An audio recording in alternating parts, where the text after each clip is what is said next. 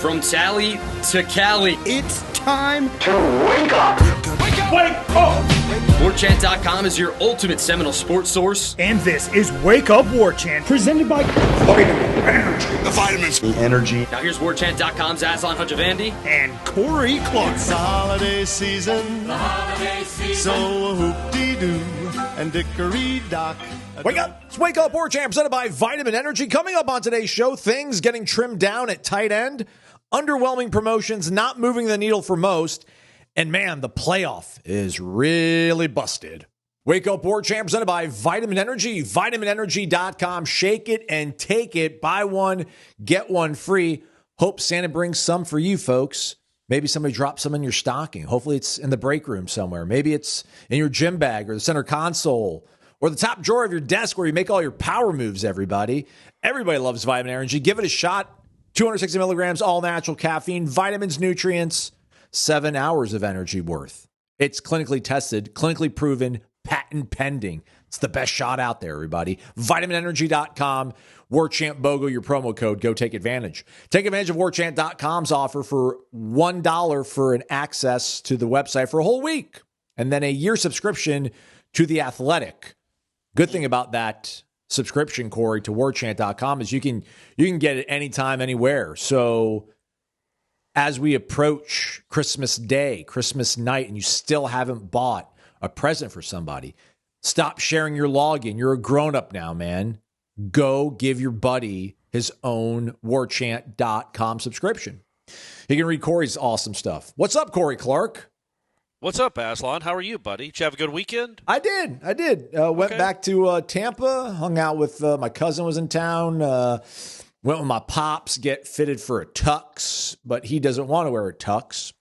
Oh. He's just a renegade, man. Just dances to the beat of his own drum, my pops. What's he going to wear? A suit, I assume, right? Yeah, okay, yeah, right. yeah. He's like, I don't need this. I'm like, come on. Yeah. We'll all be uniform. But yeah, hung out with my mom's. So it was good. It was good. Got some of my favorite pizza back home. This like New York style pizzeria back next to my mom's place. So it was good. Good little weekend. Didn't watch a lot of football, sadly, but not too sadly. Yeah. I liked the Miami Texas A&M game. That's pretty much the only. I watched the Alabama. I take it back. I watched Alabama Oklahoma, and then I watched the Miami Texas A&M game. I did not watch one single solitary second of the Tulane Ole Miss game, and the only thing I saw from the Oregon JMU game was a tweet from the guy from Barstool dogging on this defensive tackle that, I mean, I can't believe the guy plays Division I football. It was crazy, the clip that was shown to that person, but that was the extent of my weekend. So all in all, big dub. What about you, man? Not too exciting. Watch some football. I went to the Florida State men's basketball game on Friday night. You did. You did. Thank you for doing that, by the way. They halted the skid against the worst team that's ever played in the Tucker Center, and I mean that literally. Like, I think that's the worst. I know that's the worst team I've seen since I've been doing this. I mean, Mississippi Valley State. If you guys don't know, there are 365 teams in college basketball, in Division I college basketball. They are ranked 365 in the net rankings. Their only win this season was against the Mississippi University for Women, which is a Division III school that does have a men's team. Throwing that out there. So they did play other men that day, but that's their only win, was over a Division III team. It was, and I think their second best player wasn't even on the trip. So it was just, it was gross. I don't think Florida State learned anything about itself, but they got a game tonight against Jacksonville, who I assume is much better than Mississippi Valley State. So it might actually be a game. Probably will be a game. There was somebody that worked at this station across the street from me when I was in Mississippi, and they actually attended and graduated from the Mississippi College for Women. Oh, yeah. Blew my mind. I'm like, what? Apparently it's 18% men. Yeah. So it's not just women. They just haven't changed the name for whatever reason, which I don't know if it's like a legislation thing. They can't. I don't know. But, yeah, so it's 18% men. So it really should be the Mississippi University for Women and Some Men should be the name of the university. But they just stick with the women. And, their men's team is apparently a lot worse than Mississippi Valley State, which is hard to believe because legitimately a good win for Florida State. No, it wasn't. It was a win for Florida State, and they won by 47 points, so they covered the spread. But, I'm not joking where I would tell you there are probably 8 to 10 to 12 high school teams in the state of Florida that can beat Mississippi Valley State. They are not loaded with talent, sadly. But what are we? Hey, this ain't a basketball show. I get it. Not. It's good to get off the good to get off the snide though for Luke Lauk's team. Hope they can make it 2 in a row with this game on Monday night against Jacksonville. What would happen? What would have to happen? What's the confluence of things that would have to happen for this to become a basketball show? Like they would need to make the Final Four 4 years in a row. For me, I think I still don't even think. Like, do you think if there's? I know there are football would need podcasts to keep dedicated to languishing. Florida sports. Yeah. But even still, like I know there have to be podcasts, not as good as this one, obviously, dedicated to Florida Gators athletics. Would you? And they just won the national championship in basketball. But there's no way the vast majority of their listenership, while they do care and want the team to be good at basketball, and they are good at basketball, it's still got to be 85% football, right? I mean, Indiana's probably the test case in this thing, right? I mean, Bloomington cares about basketball, Hoosier State, all that kind of stuff, but they've been down on hard times, it feels like, and now they got the number one team in the country. I wonder how many people are like, who cares about the candy stripe dudes with their warm-up pants? Let's Wake Up Hoosiers is on. They're talking about the matchup with the Crimson Tide, which is crazy that Indiana's playing Alabama in a playoff game, and Indiana's favored by, I think, a touchdown. Really? Just crazy. Just crazy what world we're living in. There's a renowned poster on the warchant.com board. It's been around for a long time. His go-to ethos is players play, coaches coach. So let's start off with the players part of this thing, Corey. The transfer portal, nice and quiet for the most part over the weekend. The two sort of developments, though, Jason Jenkins did go into the portal, but this was before. It was not over the weekend, but it was since we last all hung out together, everybody. So Jenkins, the defensive lineman from Tennessee, who, I never heard of him. I was not I don't know every playmaker in the SEC, but I had a pretty decent feel for like the guys that were, highly coveted. But I remember as soon as he entered the portal, the tweet that went out was, Jason Jenkins enters the portal. He's expected to be one of those hotly, prized pieces out there. And I'm like, I've never heard of him. And then as soon as Florida State signed him, you're like, oh, well, that's really cool. Unfortunately, when he arrived at campus, he shortly thereafter tore his Achilles. Credit to him, though, for coming back and, playing in several games. But obviously, if he was a hotly contested, coveted prospect, they paid a lot of money for him. And I don't think they got probably anywhere near what they were expecting to get out of him. So we can talk about that, what it means for the defensive line. And then obviously Randy Pittman, which we did mention. However, I guess what's the word I'm looking for here? The scuttlebutt? Yeah, scuttlebutt. What's not ripple, but if something's got like a wrinkle, the wrinkle to the story, I guess. There we go. Not a ripple, a wrinkle. Is that all the players who have entered the portal, like Jenkins, the aforementioned, they're immediately scrubbed from the Seminoles.com website. They're taken off the official website for the university. Randy Pittman remains. So let me start there then, Corey. I should have started with the Randy Pittman thing. I think as a football team, as a constructor of a roster, I want Randy Pittman on my roster. Yeah. But I also wonder, even if other people might be doing it too. This is negotiation tactics. This is the way we do things, how we do a dance. I wonder if I would be like, well, I don't want to do this, man. Like either yes or no. This is the number. That's the number. We're moving on. But at the same time, I don't know if you're in a position, because I'm like, I don't think Kirby entertains this kind of stuff, but Kirby doesn't have to. And you need playmakers, you need players. He is one of those guys. So you keep the lines of communication open, or do you want to be like, hey, man, take it or leave it. We need to move on. No, I think he's good enough that you would keep the lines of communication open. I can't imagine he's that hot a commodity. I like him as a football player. He's a good college football player. But look, man. Hey, man, Randy, go get your money. Go find a better opportunity if you can. I can almost promise you there's not another offensive coordinator in the United States, in a Power 4 conference anyway, that will let you play quarterback for 12 to 15 snaps a season and let you throw the ball. They do wild pit. They have a whole package with you as a quarterback. That's how much this offensive coordinator believes in you and your abilities. I don't know that there's anybody else out there that likes you like that. But if they're going to throw money at you and you want to go for an extra whatever – I'm not going to begrudge you. That's fine. We all make decisions for a vast number of reasons. But I can't imagine there's a better fit for him anywhere in the country than at Florida State. But he's also a 6'1" tight end, which I don't know what his NFL prospects are like. So this might be his one money year You know what I mean? Like there's a lot of thought that goes into something like this, or a lot of I'm sure back and forth and negotiations. But I would think they could meet in the middle. It sounds like they at least are trying to. That he's not a sure thing. I'm not going to sit here and say it's not a loss because it is. He was a good player, but you went 5 wins. You had 3 real wins with him.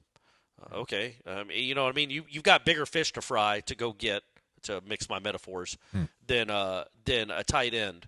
But again, he came here from UCF. He's been with Gus for 3 years. Nobody believes in that guy like Gus Malzahn. Nobody. So it would be odd to leave.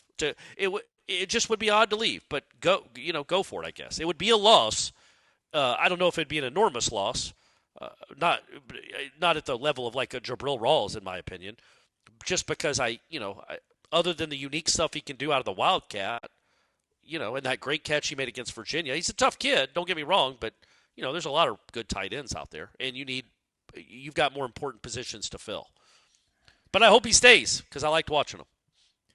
Well, how about this for you, everybody? As literally as Corey was talking about Randy Pittman and his importance to the program, and I mentioned that nobody got in the portal. It was nice and quiet over the weekend. Landen Thomas jumped into the portal on Sunday evening. So that's interesting. Marquise and Douglas, some people call him Biscuit. He has exhausted all his eligibility. Chase Lofton was a guy that came in with lofty expectations, but was injured mostly. Amari Williams, is he a tight end? Is he a defensive end? Is he, which one is he? Is he either of those things? Pittman intends to enter the portal, and then now Landen Thomas does as well. So tight end might have been a position where you're like, we're fine. We can absorb some attrition, but maybe now not as much. You were high on Landen Thomas early and often in his short stint here so far with Florida State. How do you process and think about that, Corey? Well, look, I was high on him as a freshman. He had 3 catches last year. So that's not to diminish what his abilities might be. In a Gus Malzahn offense, they're non-existent. He wasn't a factor at all. This is not sour grapes. That kid was not a part of the game plan, was not a part of this offense. It makes perfect sense for him to leave. Gus clearly didn't like him, and it didn't seem like he liked being in this offense with Gus. So you move on, you go find a better fit. That's where it comes back to Pittman. Pittman's abilities and his strengths, I guess, are a better fit for this offense, at least according to Gus, who knows it pretty darn well. He knows what he's looking for. So, yeah, I mean, you're not going to have a lot of depth right now. I don't know I can't remember what they did. I'm sure they got some tight ends in the recruiting class.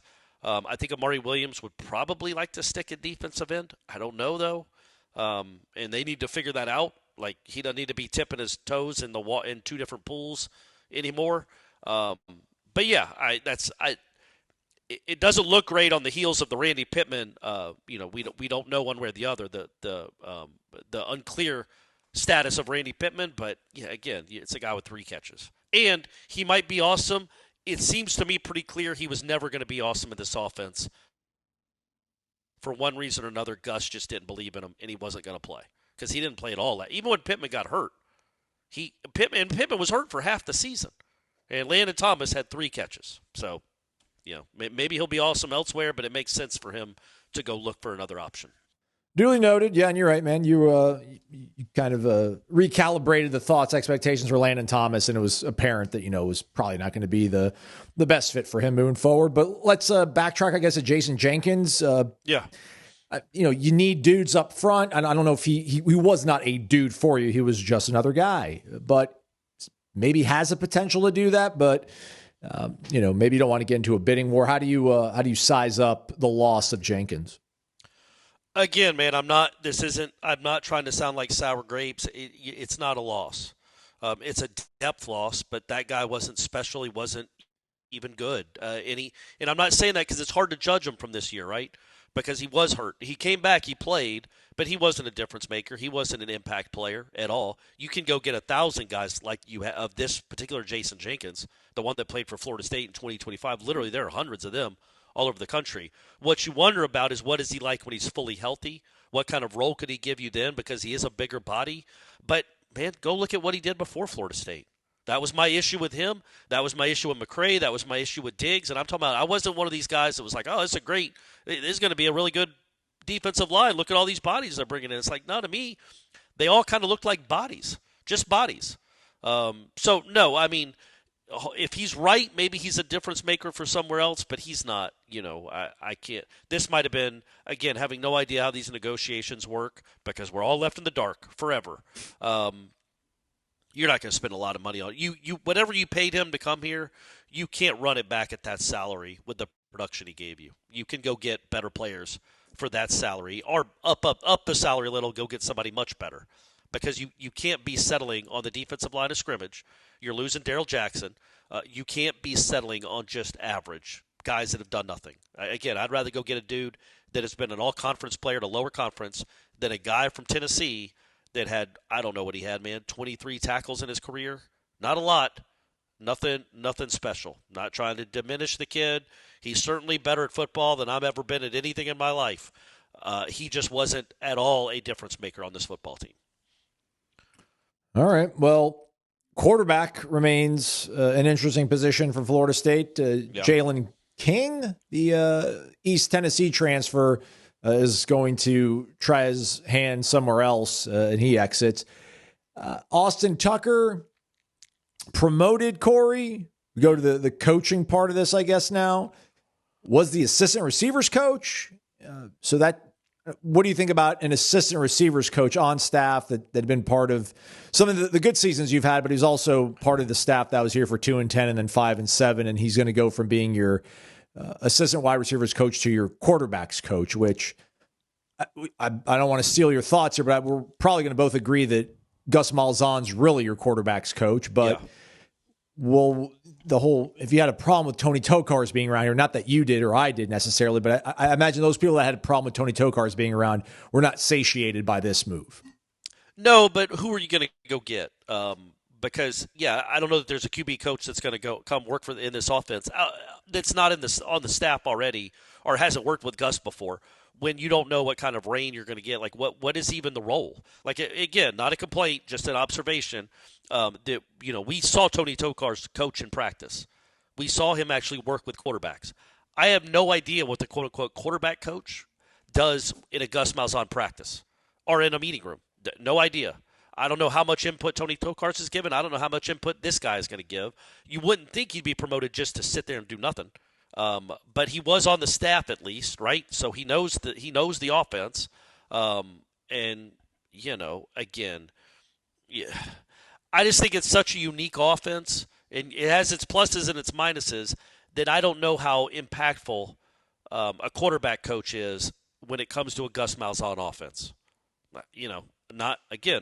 Not saying it's not a big deal. If you want to make it a big deal and think the world is exploding again, not you, the people listening, by all means do it. I'm certainly not going to sit here and tell you they've got a handle on everything and everything's going perfectly according to script. It's all falling into place, everyone. I have no idea. But I just like I wasn't worked up when he left, I wasn't sitting there blaming that season last year or Tommy Castellanos' struggles on Tony Tokarz. I'm not going to think this is a big deal one way or the other until I'm proven wrong, right? Well, we'll see. Maybe whoever the quarterback is next year praises this guy. What's his name again, his last name? Tucker. Coach Tucker, and says, this guy's the best dude I've ever been around. He's completely revamped and changed my mechanics. I feel like a 180-degree different football. But like, until we hear something like that, I'm going to just think it's almost like a body. Like, the offense is the offense. Gus knows what he wants from his quarterbacks. He's going to be in their ear a lot, as we saw every Saturday and every Friday this past fall. It wasn't Tokarz sitting there with the iPad with Tommy. It wasn't Tokarz doing anything calling plays. It was Gus. I assume it'll be more of the same this year. All this really means to me, Aslan, and honestly, is there is no doubt now, right, as we're close to Christmas. There shouldn't have been anyway last week. But there is no doubt that Gus is coming back and he's going to do this offense again. It's a guarantee at this point. It's a guarantee, because you wouldn't go get an offensive coordinator and then tell him, hey, here's your new quarterbacks coach that was a wide receivers coach last year. No, a new coordinator wants his own people in there. So the fact that they got a new running backs coach, they're now getting a new quarterbacks coach, the OC is still the OC and the O-line coach is still the O-line. Yeah, they're running the offense back in 2026. Let's just hope with maybe better quarterback play, which probably means you need a better quarterback. Tallahassee does not need a better sports bar and grill because they already have one on premises, on site, right in the shadow almost of the Capitol building. I always like driving back after hanging out happy hour with everybody during football season, Corey, and then driving and seeing our state's Capitol building. It's such a nice thing. It's a nice way to cap off a great night whenever it's spent at the Corner Pocket Bar and Grill. You don't drive that way, though, because you live so close to it now. You're right in the thick of it, man. But come on out to the Corner Pocket Bar and Grill every single day, weekdays, lunch specials from 11 a.m. to 3 p.m. And then that happy hour that goes from 4 to 7 o'clock. Live music on the weekends. What's going down? So no trivia tomorrow, but bingo's taking over. Correct? Bingo will be, yes, on Thursday, December 23rd, Christmas Eve. They will have bingo instead of, Tuesday, December 23rd, Christmas Eve. They will have bingo. They then close on Christmas Eve at 8 p.m., and they will be closed all day on Christmas, as they're, I would assume most businesses and sports bars are. So, yeah, there's your update for the week. You want to come play bingo? Come Tuesday night. Win yourself $250. Corner Pocket Bar and Grill, 2475 Appalachia Parkway. Ace is the place with the helpful hardware, folks. Why would you wander around a warehouse store looking for paint when you could just swing by your neighborhood Ace? In addition to Ace's award-winning service, we have top-rated paint brands. Plus, our color matching technology allows us to match any color. So stop wandering and start painting. Head to your neighborhood Ace today. In Crawfordville, your home convenience store is Ace Home Center and NAPA Auto Parts, located at 2709 Crawfordville Highway. We are back. It is Wake Up Warchant is presented by Vitamin Energy, vitaminenergy.com, warchantbogo, your promo code. One last thought on quarterbacks, Corey. We're going to talk about this forever until, I don't know, Tommy wins his appeal and says, I'm coming home, and then Mike stops his social media blackout and retweets it with his Osceola planting the spear gif. Pete Thamel during College Game Day, I think it was before the Alabama, maybe I think it was before the Miami A&M game. He said that the top quarterbacks will likely be fetching somewhere around $5 million in the transfer portal. So I guess, this is, we're just going to keep doing this, and I hope you guys aren't sick of it, because we do need to talk about it. You have a finite, listen, there isn't a budget or whatever, right? There's no rules, right? Go crazy. But money is a limited, there's scarcity in it. There's not $500 million available for Florida State. So they can't get the best left tackle possible, the best edge rusher possible, the best cover corner possible, the best running back. They're going to have to make a couple sacrifices somewhere. Do they have to make the sacrifices elsewhere to have $4 million available, $3 million available for a quarterback? Or, do they have to worry about this roster and see if they can surround Kevin Sperry with playmakers? Not even Kevin Sperry, but somebody else in the portal that won't command a price tag of that. Because Carson Beck, it would have been nice if you're a Miami fan, if your $4 million quarterback could have completed a couple passes. Yeah. So it wouldn't have been, he went just over 100 yards, I think, because that touchdown to Tony was considered a throw because it was one of those basket handoffs.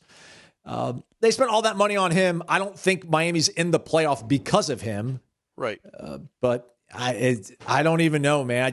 I can't imagine spending that much money on one singular player. That's not Jameis Winston 2013 for me. Well, that's where all these franchises get in trouble, man, in the NFL, is they spend money on the wrong people. The Falcons are chief among them. They pay Kirk Cousins a ton of money and then benched him and drafted his replacement. You look around the league, in the franchises that are good, that have a chance at the Super Bowl, typically are ones that have really good quarterbacks, and their teams are structured that way. The ones that aren't good, that are continually bad, I'm looking at you, Cleveland, they keep drafting poorly at quarterback. They pay, and now they haven't. None of those Browns quarterbacks for the last 20 years have been good enough to even get a second contract. But they spend a lot of money on quarterbacks. Deshaun Watson, chief among them.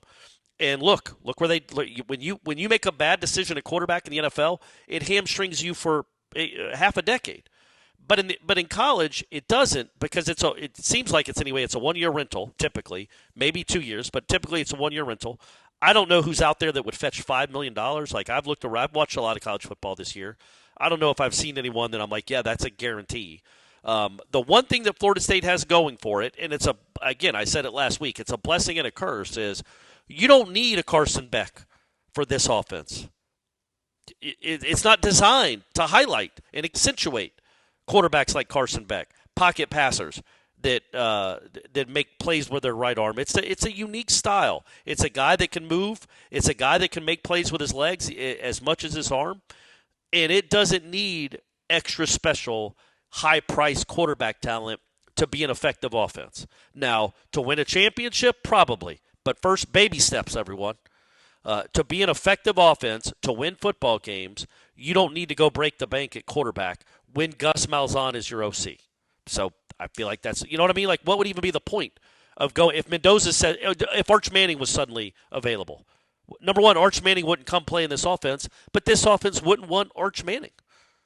So, because you look at this offense, and again, I know I was there. I was at every game except the Stanford game, and I was dumb enough to stay up till 4 a.m. after that stupid night, watching it and then writing and talking about it.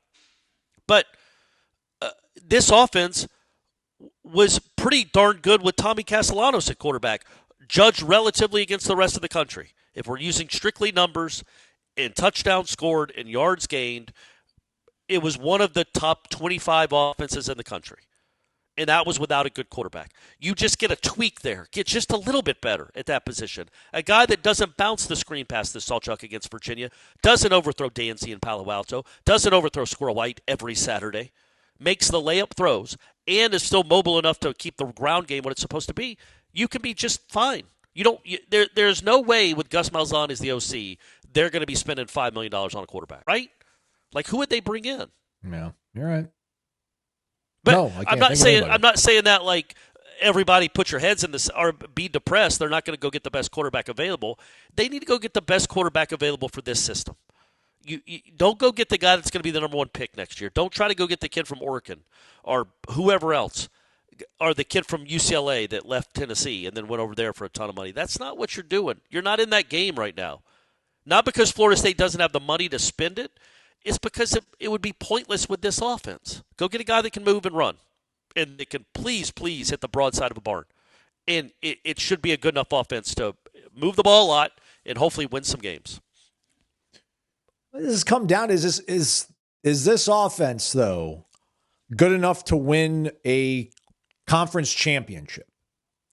I think so. Yeah, I do. I don't think it's good enough. I don't know, and I watched this first round of the playoffs, and gross. It's certainly as good as, is Miami's.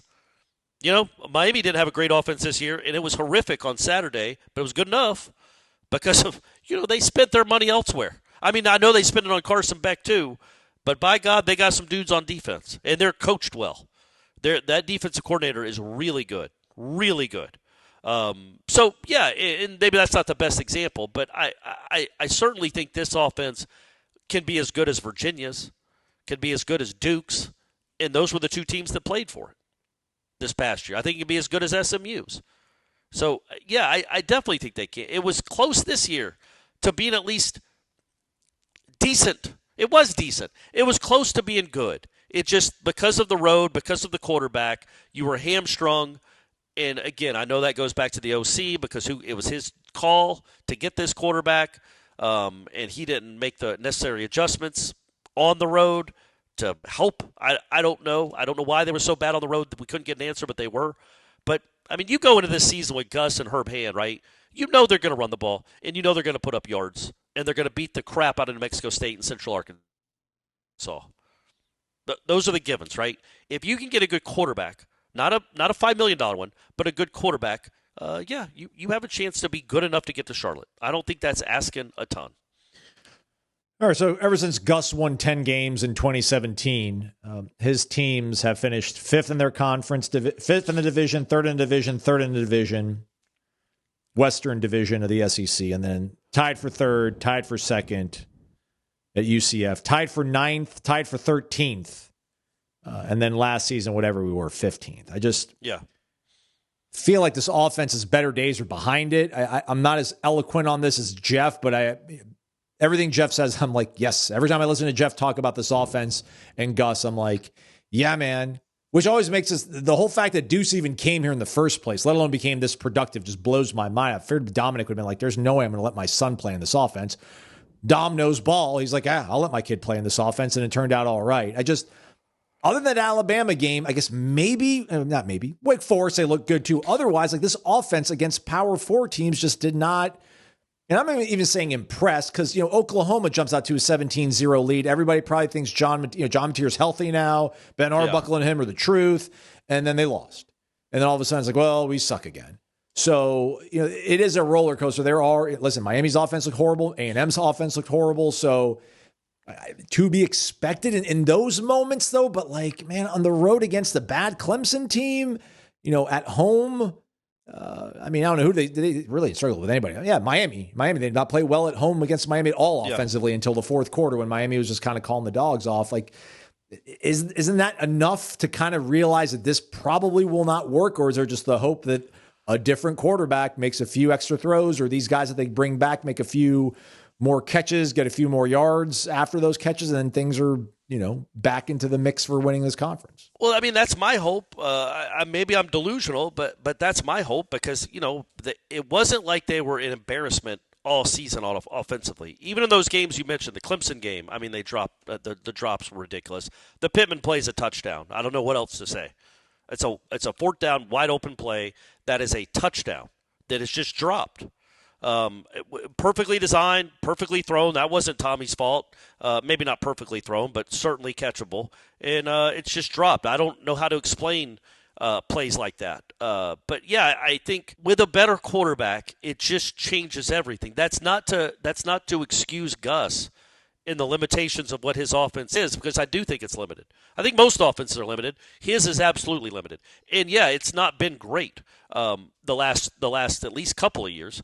But I would say this, man. I think the Plumlee offense at UCF, if it has a Tony White defense, is, I don't know what games they lost that year, but I would assume that's pretty good. That's good enough to get you to, it got them to 9 wins without a Tony White defense. And I'm assuming, hopefully, and it's an assumption, that Florida State will have better defensive players in 26, and maybe that's actually a strength of the team, is the defense. I know that's a big assumption right now, but theoretically, when you're at Florida State, you're supposed to have better players across the board.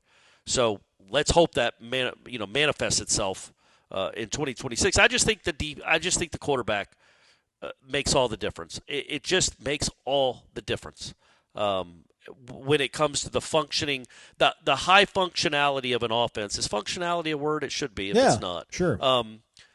Especially in the red zone, especially on the road. They were pretty good on third downs. Florida State was, I think, top 20, top 25 in the country. And they were good total yards. And honestly, even scoring, they were good because of the 2 blowouts they had in September. But from the 30 to the 30, they were fine. Or even into the 20.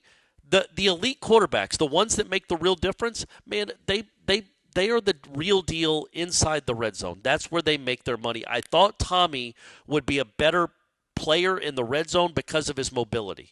And his ability to run, I thought would pay off more inside the 10. And it didn't. I don't know why. He might have been hurt. Maybe it was taken away.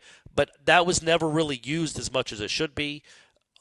Again, get a better quarterback. Let's see what it looks like. I certainly wouldn't expect them to go win a national championship next year with this offense.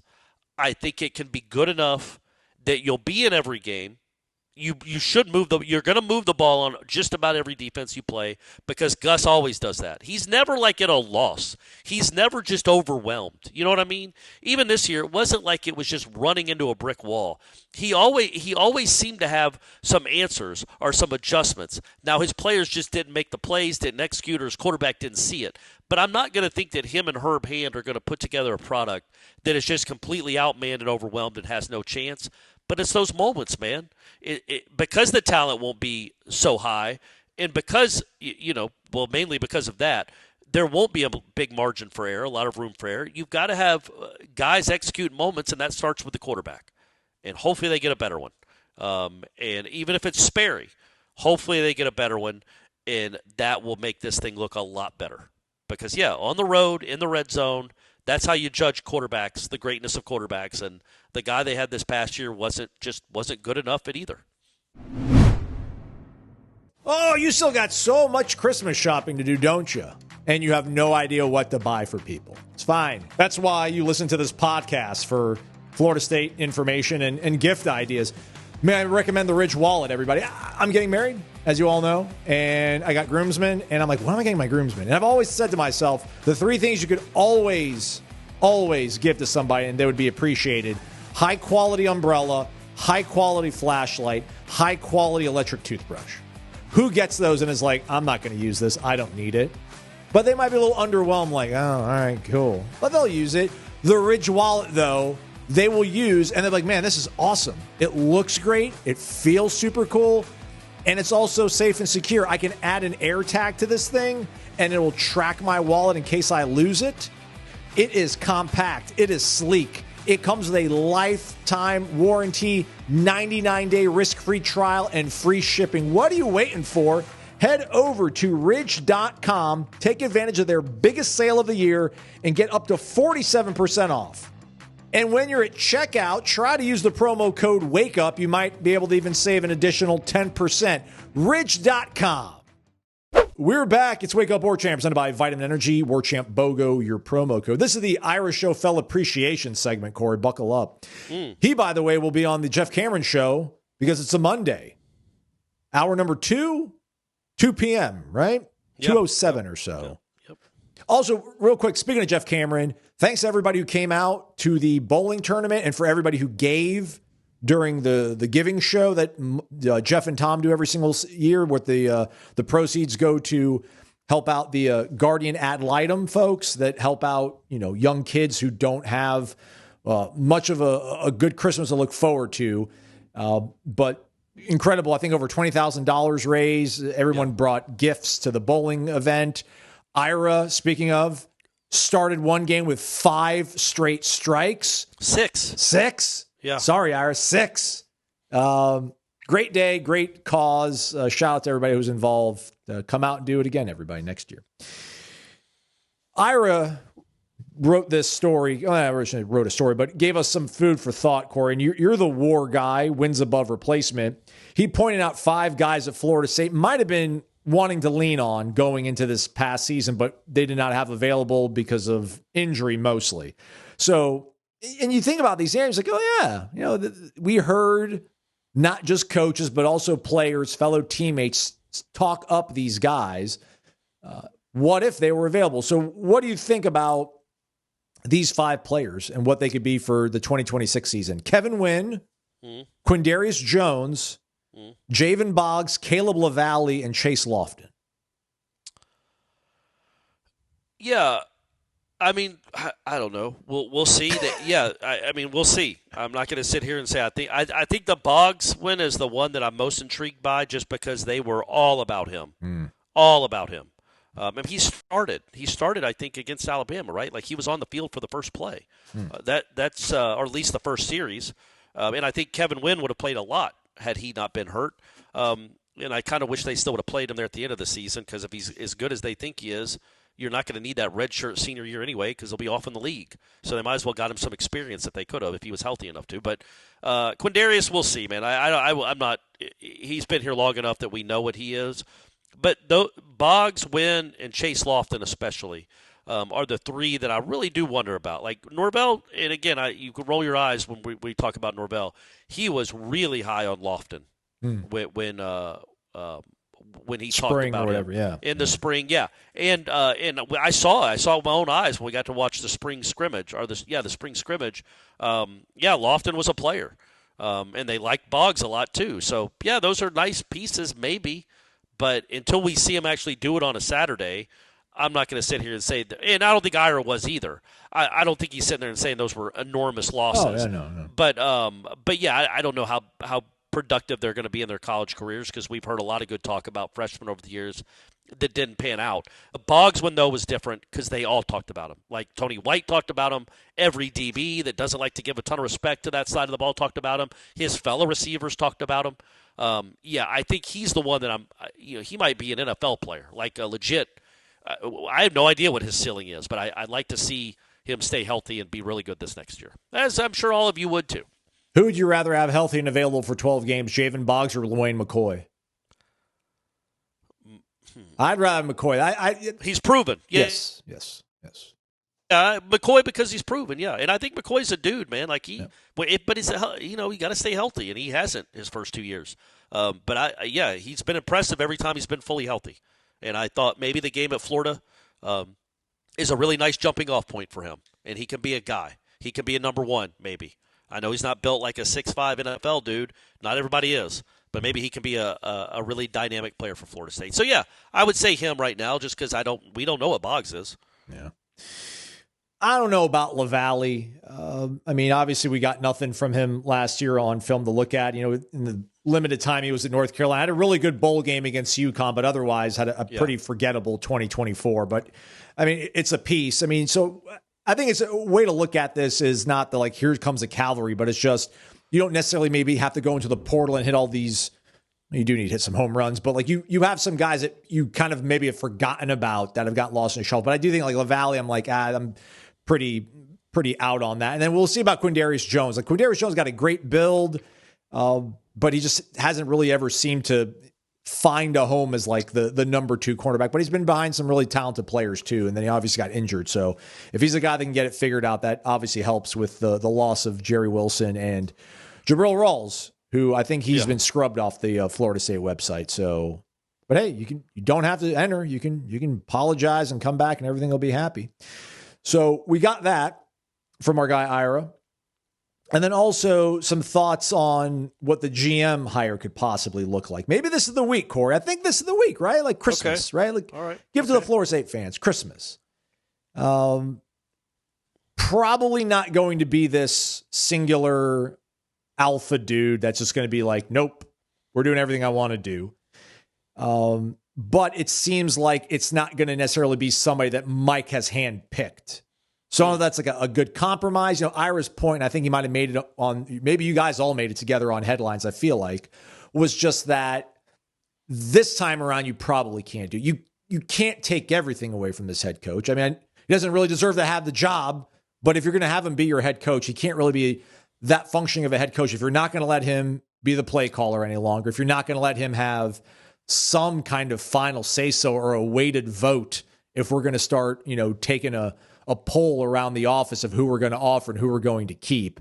So he needs to have some kind of level of autonomy, but it'd be nice if you got somebody that necessarily isn't handpicked by him that might, ruffle some feathers and push back on some things and try him and test him and see what he really is made of. Your thoughts on what the GM hire could look like, and if that sounds about right as we hopefully are nearing that decision.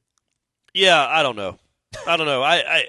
We've talked about it for so much over the last 2 or 3 weeks, and we still don't have a clue who it's going to be, what it's going to be, what the role will be even. So it's just speculation. I get it. We got to fill out a podcast. We got to talk about something. But basketball, buddy. No, yeah. Well, we can talk about the playoffs because I did write a column about that. We are going to talk about the playoffs. And how ridiculous this weekend was overall, and how the sport continually just gets it wrong over and over and over again. But we keep watching, keeps thriving. But yeah, I certainly wouldn't give Mike Norvell autonomy to make every personnel decision. That said, who's going to make the hire? Who makes the hire for a GM? Who? Mike Alford? Yeah. What does he know about a football GM? Peter Collins? Drew Weatherford? Who knows? Who's making the hire? So if he doesn't have any connections to Norvell, that's fine. But who's coming? And what is this resume? So again, we'll see it. I can't imagine it can be worse than what we've experienced the last few years when it comes to personnel decisions. But it would behoove everyone if it happens sooner rather than later, because every day there's some really big time talent going the portal, and I'm sure Florida State is still reaching out. And for right now, because there is nobody else that we know of, Norvell is the guy. Norvell's running the show. So if we're cool with him running the show again and reaching out to all these players and making personnel decisions, then just do it. Save money on the GM spot then. And just let him do it in perpetuity until he's no longer the head coach anymore. Either figure out who it's going to be and what the structure is going to be, or just scrap it. But because we're here, man. The portal's opening in 10 days, 12 days. And there are people already going in. People that you might like Randy Pittman. Who's deciding what they offer Randy Pittman Aslan. Yeah. Literally, like, who do you think it is? Because I'm assuming it's Mike Norvell. Right now, yeah. I want to ask you a series of quick questions. I want some quick answers, then I'll let you elaborate on it, Corey. They announced this GM, let's say, would you prefer it to be somebody that's got NFL experience or Big 12 experience? I was at the Big 12 most recently. Oh, that's a good question. Big 12. NFL background, or most recently was at a Big 10 program? Well, Big 10 then. Yeah, if I'm going to choose Big 12, I'll choose Big 10 for sure. And then if they were most recently and when I say NFL, I'm talking about like the top 10 franchises that are always in the mix, right? Like the Niners, the Rams, the Eagles, the Bills, Chiefs. So when I'm not necessarily saying like somebody from the Jags, but hey, Jags going to Mile High on Sunday. Football. Watch best out, team everybody. in football, baby. Duval. They're going to be the 1 seed. Yeah, man. My gosh. Guy from the SEC or a guy from the NFL?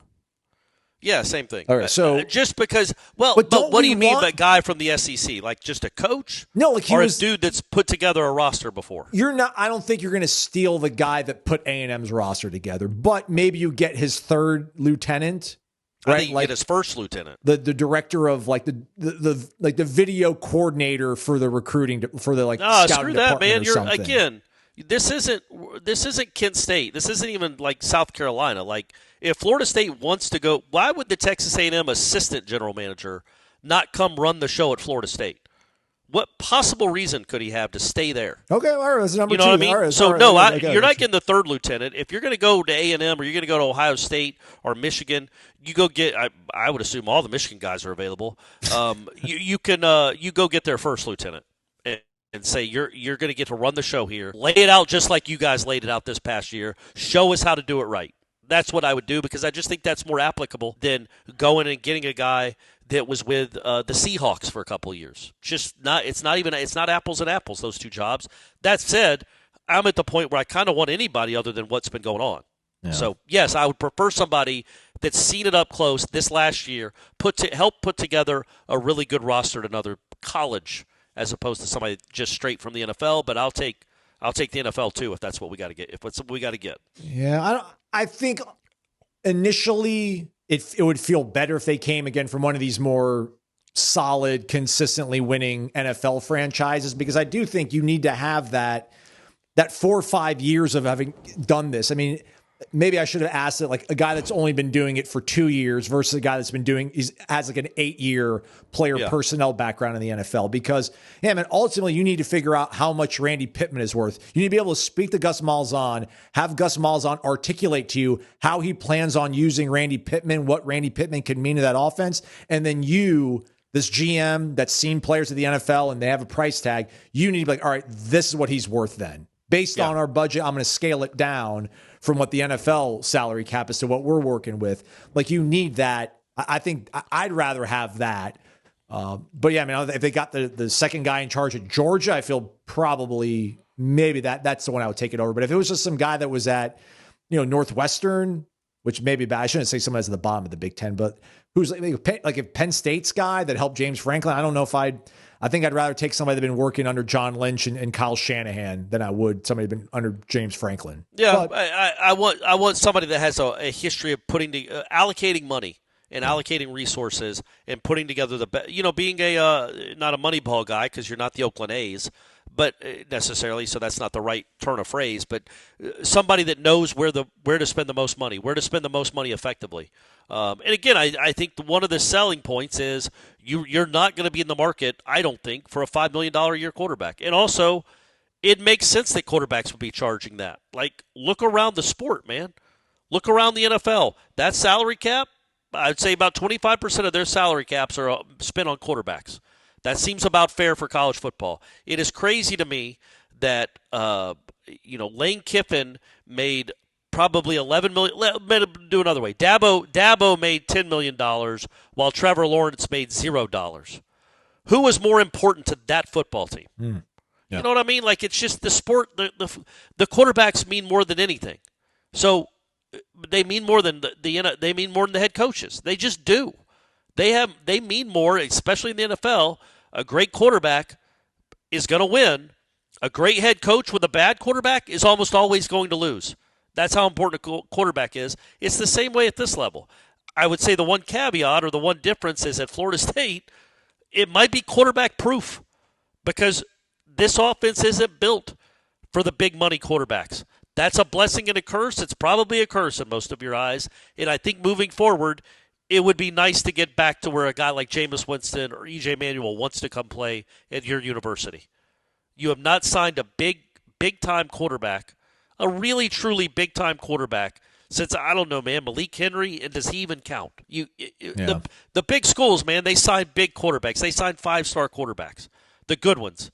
So it'd be nice if you started doing that again, or at least brought one into the portal. You haven't really done that yet either. Yeah, man. I hope they make that hire soon. I really do. Yeah. All right. Well, we figure out what's going to go on with the transfer portal. I do wonder. I mean, I don't know how to articulate this well enough, Corey, but maybe you can fill in the blanks. But just what was the thought to, obviously they had the thought about keeping Mike around. He's close. We like him.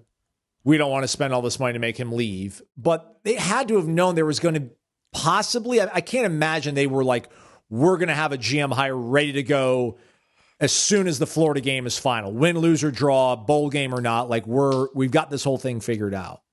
I can't imagine that was the plan, and then we're sitting here however many days after the Florida game, they still have not made that hire. So all that to say, what could possibly have been I'm not even trying to think about the plan for 2026, like all the dressing of that, Corey, but this like lag between the end of the Florida game and January 2nd, what are we going to do? If maybe we do have a GM hire in hand, maybe we don't. If we don't, what is the plan? Do we just let Mike continue to run the show the way he best sees fit? Like that to me, like you mentioning that kind of in passing a few minutes ago, like that made my heart sink a little bit because they had to have known if we're not going to have somebody ready immediately, well, there's going to be motion and movement, and we need to have somebody that's going to be kind of ahead of the curve, figuring out who's going to enter the portal from other schools, who's going to enter from Florida State, what we need to do to keep them. And if you don't have that GM, if you don't have that voice, then the voice has to be Mike Norvell, and you're trying to seemingly get as much stuff off of his plate as possible. I just don't know. I don't know the inner workings of the staff. Like, I would think Mike Norvell should not be allowed to make a quarterback decision by himself. You have to imagine that's a Gus-Mike conversation, many conversations. You'd have to think the same thing with an offensive lineman. Like Herb Hand's opinion should matter much more than Mike Norvell's. But Herb Hand isn't controlling the purse strings of what they're going to spend on an offensive lineman. So Herb Hand might be like, no, we need this guy at all costs. We have to get this right guard. He's incredible. He'll make us so much better. And somebody's got to be like, well, no, we can't. Florida State can't spend 1.6 on a right guard. We got to get a quarterback first. We got other holes to fill, Herb. That's the problem when it comes to, because Gus and Herb can find talent, man. They know what can work. They know that Cromwell, well, maybe they don't because he never got the ball. They have a history of coaching, finding, evaluating, recruiting, and developing good football players on offense. Tony White, I think we both think can do it on the other side of the ball too. He knows what he's looking for. But they're going to look out for their side of the ball. Somebody's got to look out at the overall program and what's best for the program. You might have to take your third choice at right guard because he can't. We got to have him spend money on this defensive tackle, this nose guard. We got to get this nose guard. He's going to change the defense. He's more important than your first pick at right guard, Herb. So these are the conversations that will have to happen. And for right now, that's Norvell, right? Norvell's got to be the final say. It has to be. Gus can say who he wants. Tony White can say who he wants. And I trust these guys. They know what they're doing. Tony White and Gus Malzahn are good at their jobs. Maybe not incredible, but they're good at their jobs. Look at the improvement their teams, their sides of the ball made in 1 year. They can do this job. But somebody's got to rein it in to make sure the program is better next year, not just one side of the ball or the other, and who wins those arguments about how to spend money. Or do they even have those conversations? Maybe a flood of money is coming, and we won't even be. They'll just spend it. They'll Texas Tech it, and they'll get everybody they want. But yeah, that's my biggest concern. Is it's not just who you're going to go get in the portal; it's who are you willing to lose. Because I would think Gus Malzahn would be fighting tooth and nail to try to keep Randy Pittman. But it's not Gus Malzahn's football team. Of course he wants Randy Pittman. Mike Norvell has to think about the betterment of the football team. And are we good spending this kind of money on a tight end when we could save it for some? You know what I mean? It's just all these conversations that I think they feel like they're above, or at least they're not even above the pay grade because he's the highest paid person. It's just a different job. And he has proven not to be great at it. So, yes, that's what concerns me is that, I mean, I can't imagine. We're almost at Christmas, man. The portal's opening up soon. These are all Norvell decisions. And it'll be interesting to see what he deems worthy of spending money on and what he doesn't. But quarterback is first and foremost, I would think. But after that, who knows, man? Who knows? I have not listened to this, but I've been meaning to. So let's listen to it together. Kenny Dillingham asked what Arizona State needs to become an elite program, Corey Clark. Yeah. We need to find one of these really rich people in this city to step up and stroke a check, and I'll do everything I can to make you the most famous person in the city, right? That's really what we need. We need one person. We live in Phoenix, Arizona. You're telling me there's not one person who could stroke a $20 million check right now? There is somebody out here who can. There's somebody who can. There's somebody. Cool sport we're covering, Aslan. Yeah. Awesome. Cool sport. And not helped out at all by the way we determine the national champion, which we've somehow figured out a way to continually make it worse.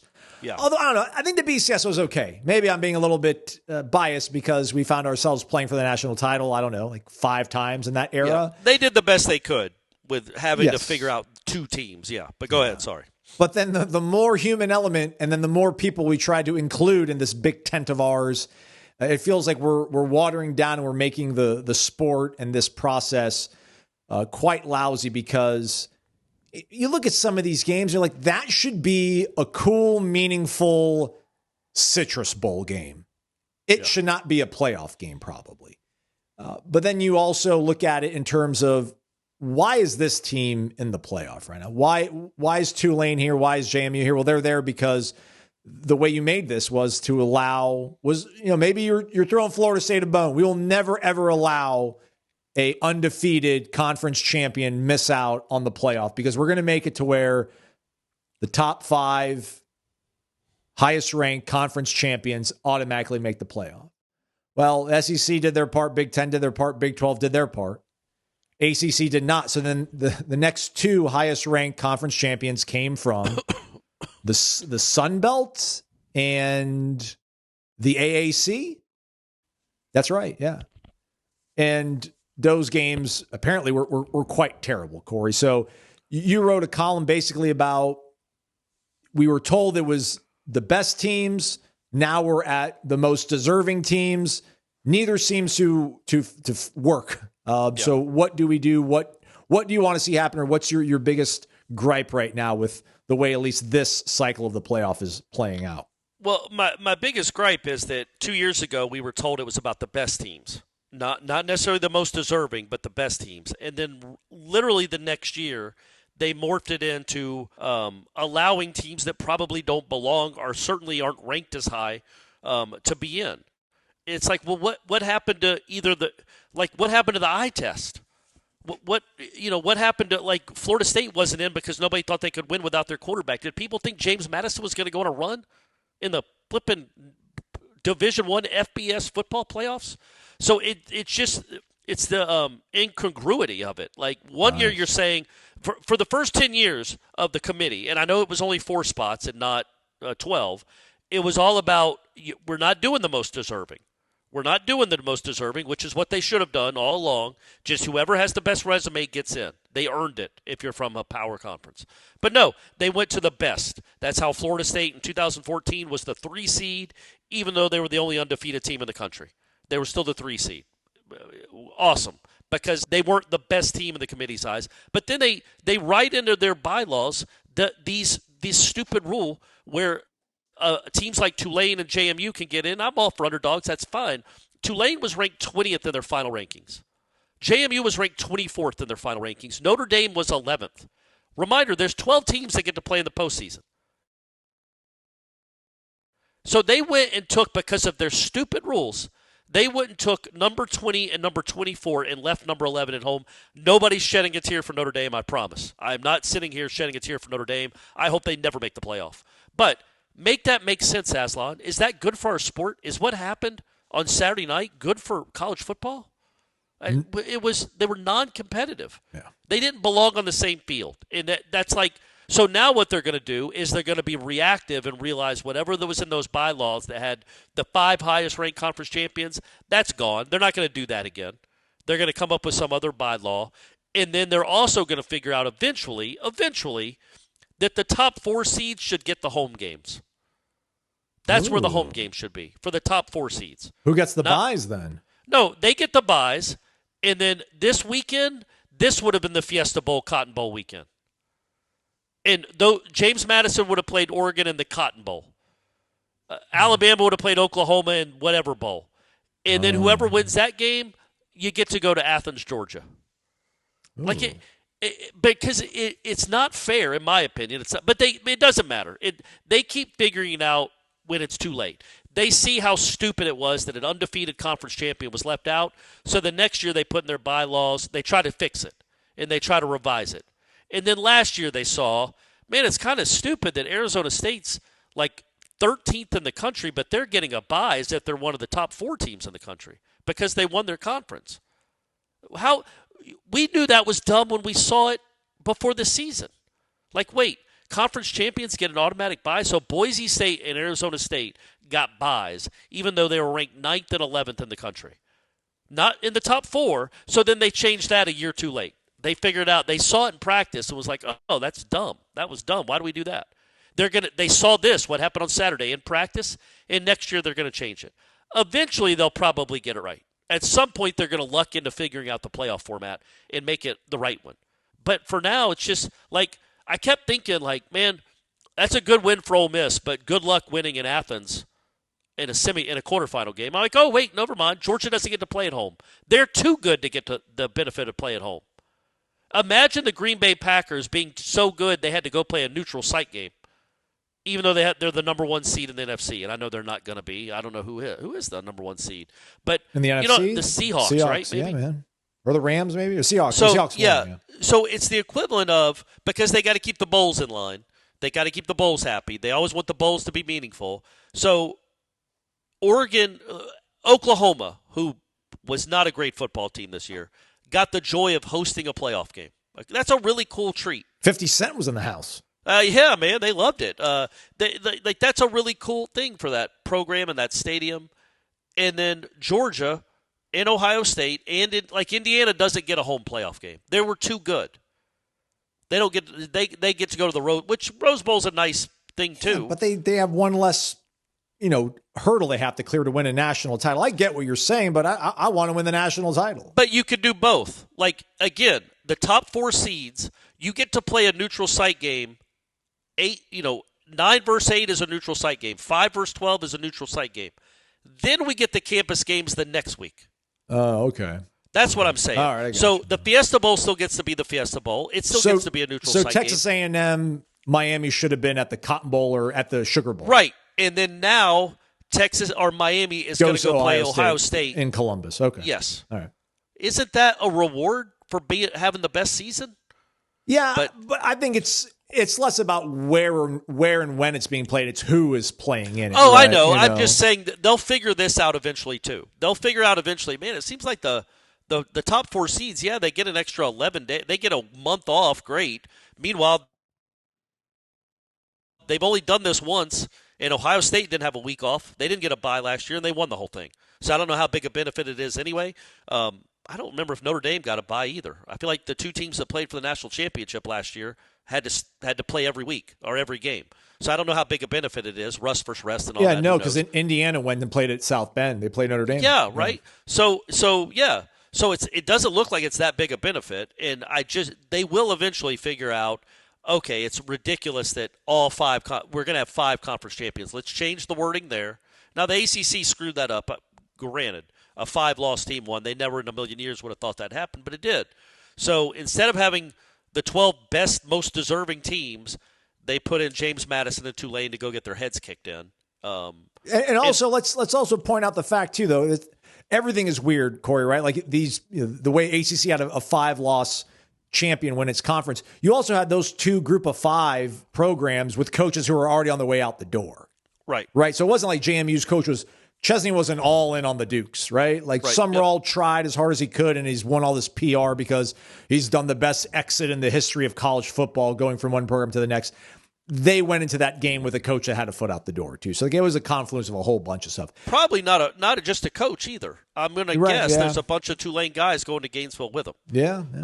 So, yeah, man, it sucks. It's like I don't know what the right answer is. I'd hate to just exclude group of 5 teams from getting their chance. Well, was Sankey right, Corey? I'll cut to the chase, at least from me. Like, was Sankey and Petiti right? Do we just need to say Big Ten, SEC, they get 4 auto bids, ACC gets 2, Big 12 gets 2, and then we'll just do 2 wild cards, right? Because then you probably Notre Dame gets in at that point, right? Why, but why auto bids? Like, why not just because I know we got to get rid of conference championship games too. Like, get rid of conference championship games. Yes, I think that's going to happen. Let Sankey figure it out. Sankey, you and your power brokers, you figure it out. Your 4 best teams, you send them to the tournament, dog. Petiti, you sit down in your office in Chicago or wherever with your dudes. You figure out who the 4 best teams in your conference are. Like, you guys figure it out. Like, have your own subcommittee almost, right? Like, I feel like there's so much politics, obviously, in picking the teams in the college football playoff, Corey. Maybe, all politics is local. Maybe if you make it even more hyper-focused on just the SEC power brokers figure out the 4 best teams, maybe they actually would be able to come to a consensus easier than having these people from far-flung spots and weird careers that have nothing to do with collegiate football determining who the best teams are. I don't like the thought of a conference just before the season starts knowing they're getting 4 teams in. What if the Big Ten has a horribly down year, which has happened a lot in my lifetime. You're right. And look, Texas A&M ran through a lot of the SEC. They still haven't scored a touchdown on an ACC team at home. That was disgusting. That was a disgusting performance by that team and that quarterback. Just gross all around. Like, I'm not convinced that A&M would have. I jokingly tweeted about it, but where does A&M finish in the ACC? I don't know. They're not worlds better than the teams I saw this year Florida State play. I think they mostly played the middle and bottom half of the SEC, right? Like, they got the Kentuckys and the Floridas. They didn't. But they did. They didn't play it. I don't think they played an SEC team with a winning record in conference. They played Texas and they lost. So to Texas. That's my point. Is like, right. That's it. That's what I'm saying. They didn't beat any good SEC team, and that's not a joke. It was like they beat the bottom 8 in the standings of the SEC. So, like, with uneven schedules and unbalanced schedules, like, just how do you determine? Like, I just wouldn't want at the SEC saying these 4 are definitely going to happen. What if they have 2 awesome teams, a 10-2 team, and then everybody else is 7-5? It's like, well, how does but you get one? Like, the Big Ten might have 6 awesome teams one year. The ACC, God, heaven forbid, Florida State might be good again, and they might get 3 really good teams, but they only get to have 2 in because Mississippi has to make it. So I don't like. There's got to be a better way than this, and I do think the conference championship games need to go. But until they do, I think I would have had it where Duke was in. You won the ACC. There you go. You're in. Like, Duke, Oregon would have been better than what we saw. Probably not much better, but it would have been better than what we saw. Or Duke, Ole Miss certainly would have been better than what we saw. So, I don't know. It's just it always bothers me that this stupid sport can't figure out its postseason. And it's such a wonderful sport. I know I just called it stupid, but it's my favorite sport. It always has been my favorite sport. Yep. I'm still hanging on. I'm still grasping at it, trying to keep it my favorite sport. But then you watch, like, this weekend should have been like it's the highlight of the season. Like, it's supposed to be an exciting weekend.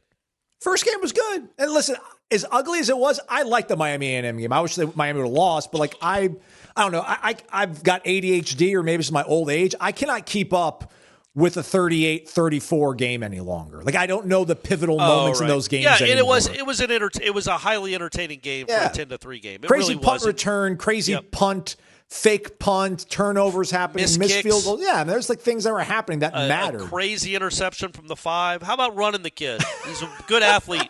How about letting him run? Why does he got to throw every down? That was ridiculous. But then the next two games, Oregon's a 24-point favorite. Ole Miss is an 18-point favorite. Like, these are the playoffs, man. Yeah. Like, you shouldn't have spreads that big in the playoffs. And again, those games felt over in the first 5 minutes. They're just different weight classes. And I don't know that that's the best way to decide a true national champion, is to give an underdog a chance. And it's not basketball where a Florida Atlantic can make a Final Four. The Florida Atlantic cannot make the Final Four of the college football playoffs. They just can't. But they can in basketball, and that's why we love that tournament, because literally anything can happen. A couple kids get hot. Basketball's a different sport. Upsets happen all the time.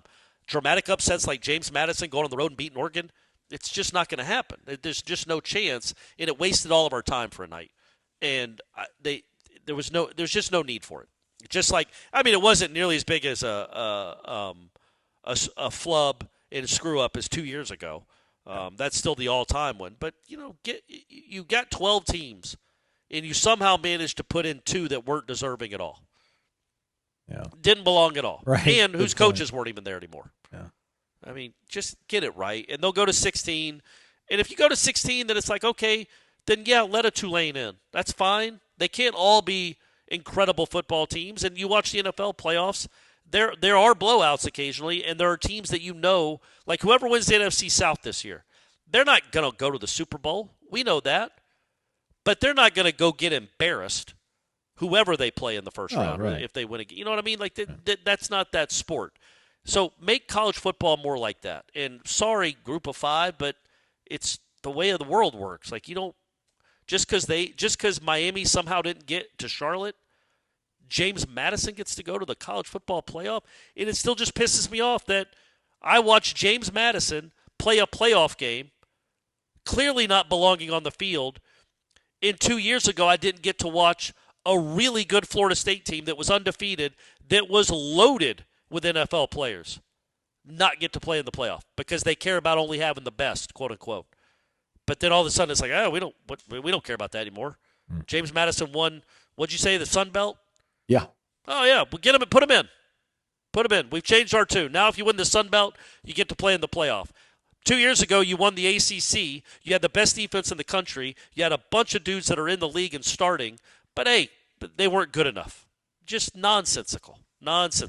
But we'll see where it goes from here, Aslan. And you know what would be cool is if Florida State might actually be in the conversation for the playoff next year or the year after that. That'd be neat, right? Yeah, sure. What happened to your boy Jake Paul? Buddy.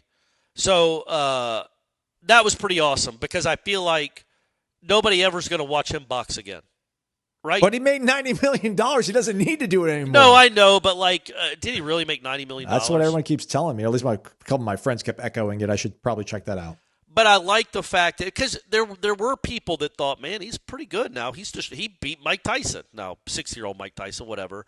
But and he's a capable boxer. Let me put that out there. He's just not. I mean, he's James Madison versus Oregon. It's a different weight class. It's a different sport. And so it was really cool watching him actually fight a real boxer, like an elite boxer, like a champion level boxer in his prime or close to it. Yeah, he's past his prime, actually. But yeah, he's closer than dangerous. Tyson. Yeah, clearly. But I'm sorry to interrupt you, but I feel like what I heard, I didn't see the fight, but it sounded like for 5 rounds, Joshua was just kind of carrying him, and then in the 6th round, he decided to go for it. He was able to do it. Yeah. There's no way you can convince me that Mike Tyson wasn't told, like, we're going to carry you, we're going to win, we're not going to embarrass you, but we're not going to let you beat this guy up. Because I feel like at some point, even Mike Tyson, in his advanced age, would have been able to let go of a combo or two that would have broken through and hurt this guy. And he never got even touched. But go on. I'm sorry. Yeah, maybe. He's also 60, though, man. He's just old. He's an old guy. Maybe he's 60. I feel like he's close to 60. And he's taken a ton of punches. He's lost a lot. 59. Yeah, he's 59. Yeah, so 58, I guess, when they fought. But what's cool is there was always a novelty. Like, is this the time that Jake gets beat? Yeah. Has he finally met his match? And people would watch, and they'd convince themselves, a lot of people, like, this is entertaining boxing. And there's always the allure of how good is he really? How good is he really? Could he maybe one day challenge for the championship? And then now it's all done. Like, there's nothing – like, they couldn't do a rematch. Like, Joshua destroyed him. He could have knocked him out in the first 90 seconds if he wanted. You could tell Anthony Joshua was playing with him at the end. Like, he must have been like what is – at the end of the match, the 5th round, Jake Paul kept falling to the ground and grabbing Joshua's ankles. Like, literally going to a knee and wrapping up his legs. It was embarrassing. Because he's in there with a real boxer. It would have looked like me trying to guard Kevin Durant and like really thinking I could guard him. So the beauty now is though no more novelty fights. Nobody's going to care anymore. Like, oh, you're going to go fight I don't know, Ronda Rousey. Who cares? We're not watching you anymore, man. We saw what you really are. It was finally exposed and illuminated for everyone to see. This guy is not a real boxer. He is a pretend heavyweight boxer. Yes, he can probably beat up most or all of us. But when it gets to being an elite boxing, he does not belong.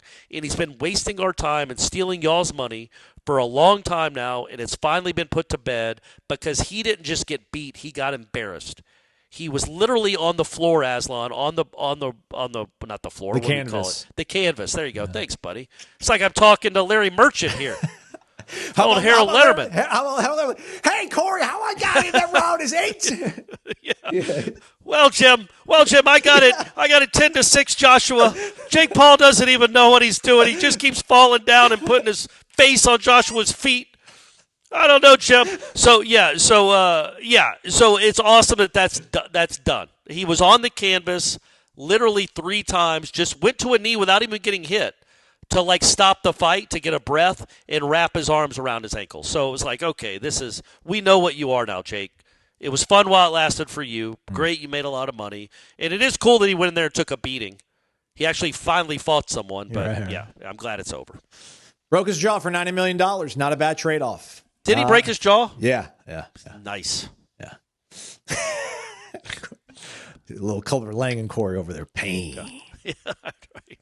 All right, that's a wrap for us. Jeff Cameron show coming up, though, 1 to 4 o'clock. Check him out. We're going to do a mailbag probably for you folks tomorrow. So hop over to the warchant.com Tribal Council. Enter your questions. Ask our boxing takes. Yeah, that's right. Sonny Liston, better than. And we probably will break that out over 2 shows for the week. And we might mail it in the rest of the week because it's Christmas, everybody. Christmas. Yep. Christmas, everybody. If you don't know what you're going to do for Christmas, don't know what to get the present for somebody that already has everything? How about a Ridge wallet? How about a subscription to warchant.com? How about some vitamin energy? He's Corey Clark. I'm Aslan Hajavani. Thanks for listening to Wake Up Warchant, presented by Vitamin Energy. WarchantBOGO, your promo code.